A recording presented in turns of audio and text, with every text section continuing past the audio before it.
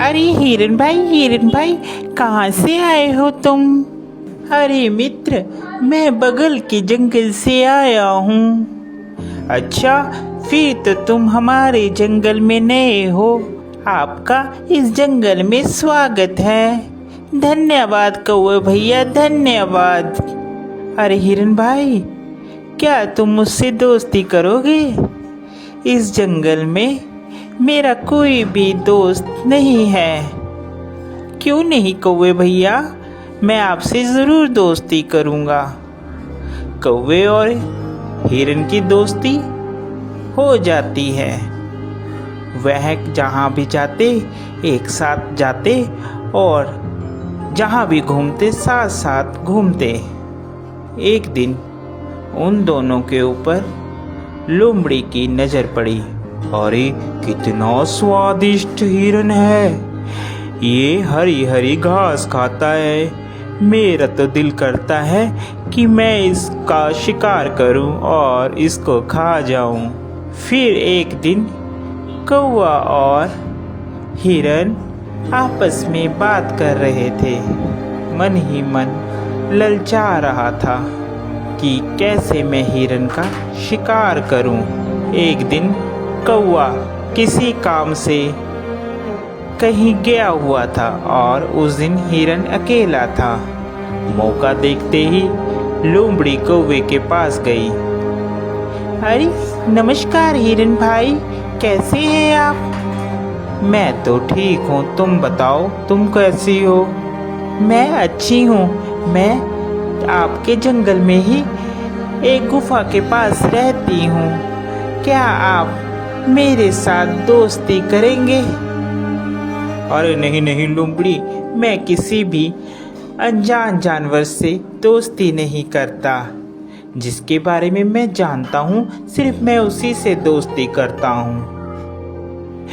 देखिए ना, इस जंगल में मेरा कोई भी नहीं है और मैं अकेली रहती हूँ। कोई भी इस जंगल में मेरा दुख सुख नहीं पूछता, कोई भी मुझे नहीं बुलाता। अब देखिए ना, आप ही इस जंगल में नए आए हो और आपको मैंने प्रस्ताव दिया दोस्ती का, आपने भी मेरा कहना नहीं माना। लोमड़ी की मीठी मीठी बात सुनकर हिरन का दिल पसीज जाता है और वह लोमड़ी से दोस्ती के लिए राजी हो जाता है। फिर लोमड़ी और हिरन दोनों दोस्त हो जाते हैं। वह साथ साथ घूमते हैं।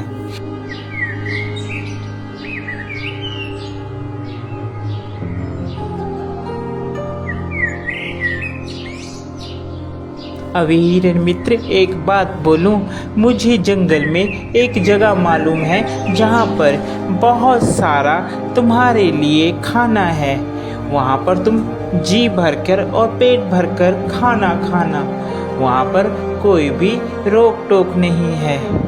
लोमड़ी की बात सुनकर हिरन बहुत खुश हुआ और कहने लगा, ठीक है भाई, हम लोग चलते हैं खाने के लिए। वह हिरन को खेत में ले जाता है।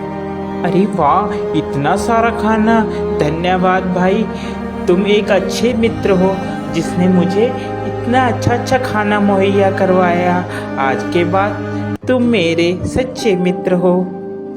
वह खाना खाकर वापिस आते हैं। पीछे जिस किसान का वह खेत होता है, वह किसान वहाँ पर आ जाता है। अरे किस जानवर ने खाया, उसकी खैर नहीं। दूसरे दिन फिर हिरन और लोमड़ी प्लान बनाते हैं और वहीं पर फिर खाने के लिए जाते हैं।